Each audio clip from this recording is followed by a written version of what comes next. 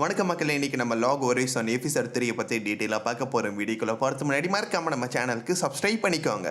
எபிசோட ஸ்டார்டிங்கில் நம்ம ஹீரோவும் அவங்களோட டீமை சேர்ந்தவங்களும் ஒரு டனலுக்குள்ளே வந்துட்டாங்க. கடந்த 3 நாளாக அவங்க ட்ராவல் பண்ணிகிட்டு இருக்காங்க. ஆல்சோ ஒரு நாளைக்கு 4 மணி நேரம் மட்டும்தான் அவங்களால கிரிஃபனை பயன்படுத்த முடியும். அது ஒரு ரெஸ்ட்ரிக்ஷன் இருக்குது. இந்த மலைக்கு அடியில் இருக்க டனல் மூலியமாக தான் அவங்க ட்ராவல் பண்ணணும். இந்த மலையை தாண்டி கிரிஃபனை அவங்களால கொண்டு போகிறதுக்கு முடியாத காரணம் மலையை சுற்றி எக்கச்சக்கமான வைரன்ஸ் பறந்துட்டுருக்கு. இவங்களை பார்த்த உடனே அட்டாக் பண்ணுறதுக்காக அது வந்துடும். ஸோ வேறு வழியே இல்லாமல் இப்போ அந்த டனலுக்குள்ளே வந்துட்டாங்க. கேமில் இவங்க விளையாட போது இந்த இடம் ரொம்பவே டிஃப்ரெண்ட்டாக இருந்துச்சு. ஆனால் இந்த இடம் இப்போ ரொம்பவே வித்தியாசமாக இருக்க மாதிரி எல்லாருக்குமே தோணுது.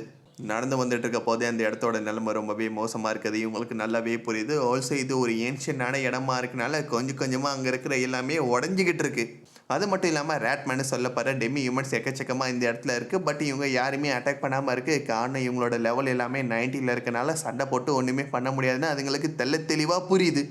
ஆல்சோ அவங்களோட லெவல் ரொம்பவே அதிகமாக இருக்க போது வீக்கான மான்ஸ்டர்ஸ்லாம் அட்டாக் பண்ணாது. ஆனால் இதுங்களை ஒரு கார்னர் பண்ணுற மாதிரி ஏதாவது விஷயம் பண்ணிட்டீங்கன்னா ஒன்றா சேர்ந்து உங்களை பொழந்து கட்டிடும். ஸோ அதனால் ரேட்மேன் எந்த பக்கத்தில் இருக்கோ அந்த இடத்தையும் இவங்க டோட்டலாக அவாய்ட் பண்ணிக்கிட்டு போய்கிட்டு இருக்காங்க. இப்போ கொஞ்சம் ஓரமாக ரெஸ்ட் எடுத்துகிட்டு இருக்க போது நம்ம நாட்ஸு சாப்பிட அவரோட கண்ணு ஃபுல்லாமே ஒரே கண்ணீராக இருக்குது. காரணம் இந்த சாப்பாடோட டேஸ்ட்டை சுத்தமாக அவரால் சகிச்சிக்கவே முடியல. ஒரு வேளை நம்ம சமைக்கிறது தான் இப்படி இருக்கோன்னா ஒரு என்பிசியை கூட காசு கொடுத்து இவங்க சமைக்க வச்சுருக்காங்க. ஆனால் அப்போ கூட சுத்தமாக டேஸ்ட்டு எந்த விதத்துலையும் மாறவே இல்லை. ஆனால் உப்பு சர்க்கரை எல்லாத்தையுமே இவங்களால ஃபீல் பண்ண முடியுது. அதே நேரத்தில் வெஜிடபிள்ஸ் அண்ட் ஃப்ரூட்ஸை கூட இவங்களால டேஸ்ட் பண்ண முடியுது. ஆனால் சாப்பாடுன்னு பொதுவாக ஒரு விஷயம், ஐ மீன் சாதத்தெல்லாம் இவங்களால சுத்தமாக உணரவே முடியல. ஸோ டேஸ்ட்டுக்காக நாட்ஸு எக்கச்சக்கமான சர்க்கரையும் உப்பையும் ஆட் பண்ணி தான் சாப்பிட்டுக்கிட்டே இருக்காரு. அடுத்து மரியவை காண்டாக்ட் பண்ணி டனலில் இருக்க விஷயத்தை பற்றி சொன்னது அவங்க ரொம்பவே ஆச்சரியப்படுறாங்க. 2 வாரத்தில் போக வேண்டிய இடத்துக்கு எப்படி நீங்கள் 2 நாளில் போயிட்டீங்கன்னு. எனக்கு ஒரு ஷார்ட் கட் தெரியும், அது மூலிமா வந்துட்டேன்னு சொல்கிறாரு. ஆல்சோ செரராவை பற்றி விசாரிக்கிறாரு. இப்போ வரைக்கும் அவள் சேஃபாக தான் இருக்கா. செரராவை எப்படி இவங்க காண்டாக்ட் பண்ணியிருக்காங்கன்னு பார்த்தா டெலிபதி மூலிமா பேசியிருக்காங்க. நம்ம ஃப்ரெண்ட் லிஸ்ட்டில் யாரெல்லாம் இருக்காங்களோ டெலிபதி மூலிமா அவங்ககிட்ட பேச முடியும். ஒரு பர்சனை நேரில் பார்த்தா மட்டும்தான் அவங்களுக்கான ஃப்ரெண்ட் ரெக்வெஸ்ட்டே நம்மளால் கொடுக்க முடியும். இன்னொரு பக்கம் செரரா சேஃபாக இருக்காங்க. அவங்க இருக்கிற வீட்டில் எல்லா ஒர்க்கையுமே அவங்க செஞ்சிட்ருக்காங்க. ஆல்சோ செரராவோட சப் கிளாஸ் மெய்டாக இருக்கனால வீட்டு வேலையெல்லாம் செய்ய போது அவங்களோட லெவல் இன்க்ரீஸ் ஆகிட்டு இருக்கு. இப்போ பொதுவாகவே அவங்க எக்கச்சக்கமான வீட்டு வேலை செஞ்சிட்டு இருக்கனால டெய்லி அவங்களோட லெவல் ரொம்பவே அதிகமாக இன்க்ரீஸ் ஆகிக்கிட்டே இருக்குது. துணி துவைக்கிறது, வீடை சுத்தம் பண்ணுறது, சமைக்கிறது எல்லாத்தையுமே ரொம்ப சந்தோஷமாக பண்ணுறாங்க. சொல்லப்போனால் நான் மெய்டே கிடையாது, அவர் தான் என்னை காப்பாற்றி கொண்டு வந்து இங்கே வச்சிருக்காரு. ஸோ அதுபடி பார்த்தா நாங்கள் 2 பேரும் புருஷன் பொண்டாட்டி மாதிரின்னு. என்னை காப்பாற்றின போன ரொம்பவே நல்லவர்னு அவங்களுக்குள்ளே பேசிகிட்டே இருக்க போது கரெக்டாக நம்ம கேட் அந்த இடத்துக்கு வந்துட்டார். இவங்க 2 பேருக்காக சாப்பாடு பர்ச்சேஸ் பண்ணிட்டு வந்திருக்காரு. ஊர் எப்படி இருக்குன்னு விசாரிக்க எப்பயும் போல தான் இருக்குன்னு சொல்கிறாரு. பட் ஊரோட நிலைமை ரொம்பவே மோசமாக இருக்குது. சொல்லப்போனால் இங்கே இருக்கிற பிளேயர்ஸ் எல்லாருமே ரொம்ப கொடுமை பண்ணிகிட்டு இருக்காங்க. கண்ணில் பற எல்லாருமே போட்டு தள்ளி அவங்ககிட்ட இருக்க பொருட்களை ஆட்டியை போட்டு, அது மட்டும் இல்லாமல் ஊருக்குள்ளே இருக்க ஸ்டோரில் இருக்க பொருட்களை கூட ஆட்டியை போடுறாங்க. அடுத்து மரியை கூட பேசின விஷயத்தை பற்றி சொல்கிறேன். என்னை கூட்டிகிட்டு போகிறதுக்காக நாளைக்கு மதியானத்துக்குள்ளே அவங்க வந்துடுவாங்கன்னு. பரவாயில்லையே, 400 கிலோமீட்டருக்கு மேலே வெறும் 4 நாளில் வராங்கன்னா கண்டிப்பாக அந்த டீமை சேர்ந்தவங்க ரொம்பவே திறமசாலியாக தான் இருக்கணும். நெக்ஸ்ட் கில்டு மாஸ்டரான மாதிரியே ஒரு முக்கியமான மீட்டிங்கை கண்டக்ட் பண்ணுறாங்க. அதில் சேர்கிறதுக்காக சின்ன சின்ன கில்டை சேர்ந்த இன்னும் எக்கச்சக்கமான மாஸ்டர்ஸ் வராங்க. இந்த விஷயத்தை பற்றி இன்னொருத்தவன் ரொம்பவே ஆர்வமாக கவனிக்கிறான். ஆல்சோ நம்ம ஹீரோ இவங்களுக்கு ஹெல்ப் பண்ணுறதுக்காக ஒரு புது ஊரை நோக்கி போகிற வரைக்கும் அவனுக்கு தெளிவாக ரிப்போர்ட் வருது. நெக்ஸ்ட் நம்ம ஹீரோட டீமை சேர்ந்தவங்க ஒரு பிரிட்ஜு மேலே ட்ராவல் பண்ணிகிட்டு இருக்க போது அந்த பேஸ்மெண்ட் கொஞ்சம் கொஞ்சமாக உடஞ்சிட்டு இருக்கு. ஸோ யாருமே அசையாமல் நின்றுட்டு இருக்காங்க. ஆனால் நம்ம ஹீரோ இருக்க இடத்தோட மட்டும் ஒரு சின்ன கிராக் ஏற்பட்டு அந்த தண்ணிக்குள்ளே அவன் விழுந்துட்டான். நம்ம ஹீரோ பேசிக்காக ஒரு இன்ட்ரோவர்ட், நார்மலாக வெளில அதிகமாக போகவே மாட்டான். ஆனாலும் மற்றவங்ககிட்ட பேசணுன்னு அவனுக்குள்ளே ஒரு ஆர்வம் இருந்திருக்கு. அதனால தான் இந்த எல்டர் டேல் கேம் அவன் விளையாட ஸ்டார்ட் பண்ணான்.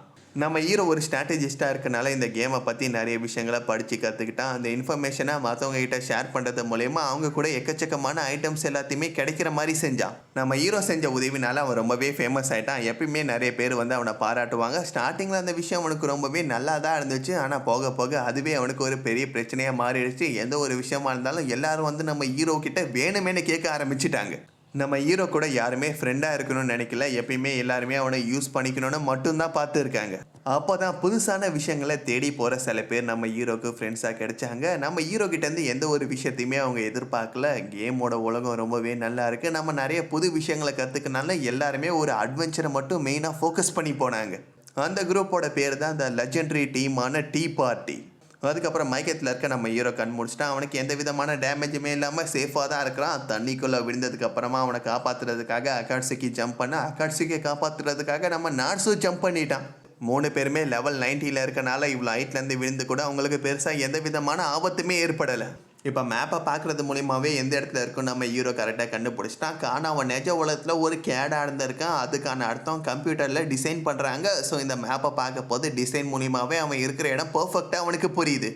நம்ம ஹீரோ காலேஜ் லாஸ்ட் இயர் படிச்சுட்டு இருக்கான். அப்படின்னா உங்களுக்கும் எனக்கு ஒரே வயசு தானே. நானும் காலேஜோட லாஸ்ட் இயர் ஸ்டூடெண்ட் தானே சொல்ல இவங்க 2 பேருக்கு பயங்கரமான ஆச்சரியம். உன்னோட உருவத்தை பார்த்தா ஒரு குழந்தை மாதிரி இருக்குன்னு நம்ம நாட்ஸு சொல்லி முடிக்கிறதுக்குள்ளே டக்குன்னு அவனோட வாயிலே ஒரு உதை கொடுக்குறாங்க. இன்னொரு பக்கம் நம்ம ஹீரோ திருன்னு முடிச்சிட்டு இருக்கான். என்ன நீங்கள் கூட என்ன அப்படி தான் நினச்சிங்களான்னு நம்ம அக்காட்சிக்கு கேட்க என்ன பதில் சொல்கிறேன்னு தெரியாமல் அவன் சைலண்ட்டாக இருந்து அப்படியே பிரச்சனையிலேருந்து தப்பிச்சுக்கிட்டான். ஆல்சோ ஊருக்குள்ளே நம்ம ஹீரோ 2 குட்டி பசங்களை பார்த்தா எங்களோட இல்லை சேர்ந்துக்கின்னு நிறைய பேர் அவங்கள ஆள் சேர்க்குற மாதிரி கூட்டிகிட்டு போனாங்க. நான் திரும்பி போனதுக்கப்புறம் அந்த பசங்க எப்படி இருக்காங்கன்னு பார்க்கணுன்னு நினைக்கிறான். நம்ம ஹீரோ ஏதோ ஒரு விஷயத்தை பற்றி யோசிக்கிறான்னு அக்காட்சிக்கே புரிஞ்சுக்கிட்டாங்க. எப்படி அதை கண்டுபிடிச்சாங்கன்னு பார்த்தா நம்ம ஹீரோ ஒரு விஷயத்தை பற்றி நல்லா யோசிக்க போது அவனோட 2 புறமும் ஒன்றா சேர்ந்து நெத்தி ஃபுல்லாமே எக்கச்சக்கமான சுருக்கம் விழுதான். குட்டி குட்டி விஷயத்த கூட குட்டியாக இருக்கிற அக்காட்சிக்கு கரெக்டாக நோட் பண்ணுறாங்க. இப்போ டக்குன்னு அந்த இடம் ஃபுல்லாமே எக்கச்சக்கமான புகை கவர் ஆகி இவங்க முன்னாடி ஒரு பெரிய மான்ஸ்டர் வந்து நிற்கிது. இது வரைக்கும் இப்படிப்பட்ட மான்ஸ்டர் இந்த இடத்துல இவங்க பார்த்ததே இல்லை. சொல்லப்போனால் ஆல்ரெடி எக்கச்சக்கமான தடவை இந்த இடத்துக்கு வந்திருக்காங்க. கண்டிப்பாக புது அப்டேட்டில் ஆட் ஆன மான்ஸ்டராக தான் இருக்கணும். ஆல்சோ இதோட சைஸ் ரொம்பவே பெருசாக இருக்கனால தான் இந்த இடம் கொஞ்சம் கொஞ்சமாக இப்போ உடஞ்சிக்கிட்டு இருக்கு. நாட்ஸ் அவரோட ஸ்கில்லை ஆக்டிவேட் பண்ணதுக்கப்புறமா இந்த மான்ஸ்டர் அவர் அட்டாக் பண்ண ஸ்டார்ட் பண்ணுது. அவரோட டேங்கை யூஸ் பண்ணி எல்லா அட்டாக்கையும் பிளாக் பண்ணிட்டு இருக்காரு. இந்த நேரத்தில் அசாசினான நம்ம அக்காட்சிக்கு அவங்களோட பிளேடை யூஸ் பண்ணி அதோட முதுகுல எக்கச்சக்கமான கீரல் போட்டுட்டாங்க. ஆல்சோ நம்ம நாட்ஸும் அவர்கிட்ட இருக்க வெப்பனை பயன்படுத்தி தொடர்ந்து 2 பேரும் இதை போட்டு பொழந்தெடுக்கிறாங்க. மான்ஸ்டரோட லெவல் 68 இருக்கனால அதோட ஹெச்பி ரொம்பவே அதிகமாக இருக்குது. ஸோ நம்ம ஹீரோ அவனோட த்ரோன் ஸ்கில்லை ஆக்டிவேட் பண்ணி அந்த மான்ஸ்டர் தப்பிக்க விடாத மாதிரி லாக் பண்ணிட்டா. அப்போ அந்த த்ரோனை கட் பண்ணது மூலயமா அதுக்கு 1000 டேமேஜை இவங்க 2 பேரும் தொடர்ந்து ஏற்படுத்திக்கிட்டே இருக்காங்க. சீக்கிரமாக இந்த பேட்டில் முடிக்கலான்னு நம்ம ஹீரோ முடிவெடுத்து இப்போ மைண்ட் ஷாக் ஸ்கில்லை ஆக்டிவேட் பண்ணுறான். இது மூலயமா கொஞ்ச நேரத்துக்கு அந்த மான்ஸ்டரால் சரியாக யோசிக்க முடியாது. அதே நேரத்தில் அதோட டிஃபென்ஸை கூட கம்மியாக மாற்றிருக்கு. அடுத்து கீன் ஏஜ்னு ஒரு ஸ்கில்லை யூஸ் பண்ணுறது மூலயமா நம்ம அக்காட்சிக்கு வெப்பனோட பவரை கூட இப்போ இன்க்ரீஸ் பண்ணிட்டான். அக்காட்சிக்கு அவங்களோட ஃபைனல் அட்டாக் மூலயமா இந்த மான்ஸ்டர் 2 பொழந்தெடுத்து இந்த பேட்டில் கம்ப்ளீட் பண்ணிட்டாங்க. மான்ஸ்டர் தோக்கடிச்சனால அங்கே இருக்கிற டனல் உடஞ்சி இவங்களால சூரிய ஒளியை பார்க்க முடியுது. ஃபர்ஸ்ட் டைமாக இந்த டனல்லேருந்து சூரிய ஒளியை இப்போ தான் பார்த்துருக்காங்க. நம்ம ஹீரோக்கு அவங்க ஃப்ரெண்டு சொன்ன விஷயம் ஞாபகம் வருது. அட்வென்ச்சரிங்கில் ரொம்ப நல்லா இருக்கிற விஷயமே நம்ம ஒரு நாளும் புது விஷயத்த பார்க்க முடியும்னு. அப்படிப்பட்ட புது விஷயத்தை தான் இவங்க இப்போ எக்ஸ்பீரியன்ஸ் பண்ணுறாங்க. இந்த கேம் ஆரம்பித்துலேருந்தே ஃபர்ஸ்ட் டைமாக இந்த டனலை கிளியர் பண்ணி நம்ம தான் சூரிய ஒளியை பார்க்குறோன்னு. இன்னொரு பக்கம் இவங்க ட்ராவல் பண்ணி போயிட்டுருக்க ஊரோட நிலைமை ரொம்பவே மோசமாக இருக்குது. பிகே கில்லர்ஸோட அழிச்சாட்டியத்துக்கு அளவே இல்லை. சும்மா நிற்கிறவங்கள கூட போட்டு தள்ளி எல்லா பொருளையும் விடாமல் ஆட்டையை போட்டுக்கிட்டே இருக்காங்க. தேவை இருக்கோ இல்லையோன்னு. இவங்க பண்ணுற விஷயம் ஒரு பிளேயருக்கு சரியாக படலை. இதுக்கு முன்னாடி நம்ம கேமில் இப்படி பண்ணது கூட பரவாயில்ல. ஆனால் இப்போ எல்லாருமே உயிரோட இந்த இடத்துல இருக்கணும். வாயிலேருந்து வார்த்தை வந்து அடுத்த 5 செகண்ட்லேயே அவனையும் காலி பண்ணிட்டாங்க. உன்னோட கருத்தூசிலாம் எனக்கு வேணாம், போட்டுத்தெல்லாம் எல்லாரும் சர்ச்சில் திரும்பி வந்துட்டு இருக்காங்களா. ஸோ சைலண்ட்டாக நான் சொல்கிறது மட்டும் நீ செய், இல்லைனா நீ எனக்கு தேவையே இல்லைன்னு. பிளேயர்ஸ் மட்டும் இல்லாமல் அங்கே இருக்கிற என்பிசியை கூட இவங்க டார்ச்சர் பண்ணிகிட்டு இருக்காங்க. வல்லுக டைமாக வேலையை வாங்கி அவங்களோட கிராமத்தை டோட்டலாக எரிச்சு பொருட்களையும் ஆட்டியை போட்டுட்டு செராராவை பிடிக்க பார்க்குறது இவங்க தான். ஆல்சோ செராராவை காப்பாற்றின நம்ம கேட்டை கூட இவங்க தேடிட்டு இருக்காங்க. அதோட எபிசோட முடிவுக்கு வருது. ஓகே மக்கள்ஸ், நெக்ஸ்ட் வீடியோவில் நான் உங்களை மீட் பண்ணுறேன். இந்த எபிசோட் உங்களுக்கு பிடிச்சிருந்தா லைக் பண்ணுங்கள், ஷேர் பண்ணுங்கள், கமெண்ட் பண்ணுங்கள். மறக்காமல் நம்ம சேனலுக்கு சப்ஸ்கிரைப் பண்ணிக்கோங்க.